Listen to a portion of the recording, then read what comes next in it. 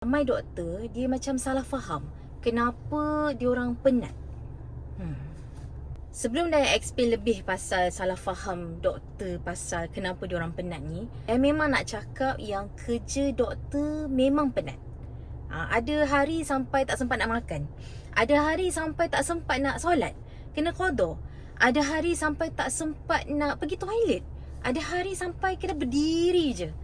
So, dah lah, yelah kan, sekarang pula staff makin berkurang, patient makin bertambah, workload of course tak pernah langsung kurang.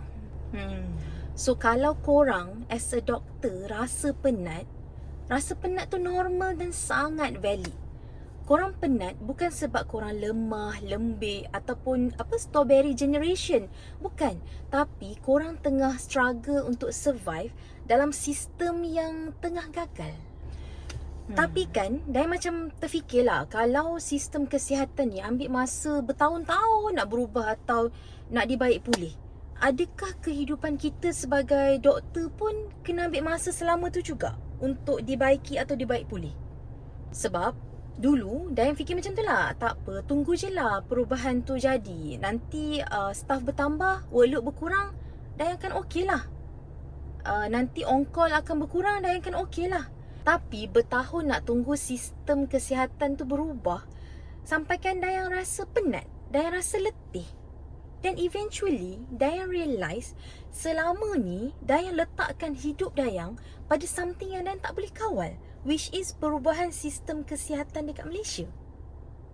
Dan inilah yang menyebabkan Dayang cakap ramai doktor salah faham kenapa diorang rasa penat even dah balik rumah dah pun. Kadang-kadang kerja doktor ni dia bukan takat penat badan tau. Kena berdiri, kena berjalan laju, kena berlari, kena sentiasa aktif. Tapi penat otak, decision fatigue tu, itu lagi penat.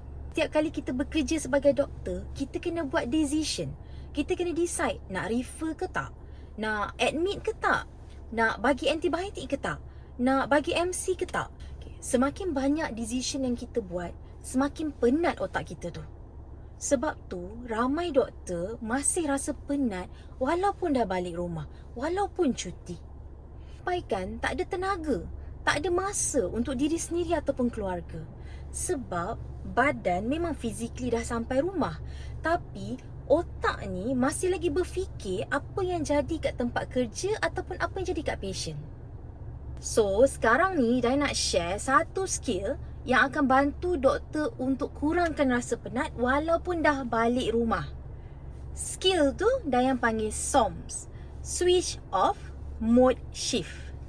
So, macam mana nak practice skill SOMS ni? Senang je. Macam sekarang, Dayang duduk dalam kereta dan nak balik rumah. So, Dayang akan duduk sekejap dalam kereta sebelum keluar dari rumah. Apa Dayang akan buat? Dayang akan tanya 2 soalan je. 2 soalan sahaja. Soalan yang pertama, Dayang akan tanya, apa yang paling penatkan aku hari ni? Soalan yang kedua, apa yang aku penat tu, benda yang aku boleh kawal ke tak boleh kawal? Sebab kalau benda tu tak boleh kawal, contohlah, Dayang penat sebab hari ni tengok patient ramai sangat, decision fatigue tu terlampau tinggi, sebab banyak kan kena decide, Dayang tak boleh nak kawal bilangan pesakit yang datang. Tapi Dayang boleh pilih untuk switch off mode shift Dayang. Dayang boleh pilih untuk nak bawa balik apa ke rumah Dayang. Dayang bukan nak suruh fake yang kita ni okey, kita ni tak penat. Tak, bukan. Dayang cuma bagi permission dan signal daripada perkataan Dayang tadi tu ke otak Dayang ni untuk bagi tahu diri Dayang, hari ni shift aku, kerja aku dah selesai.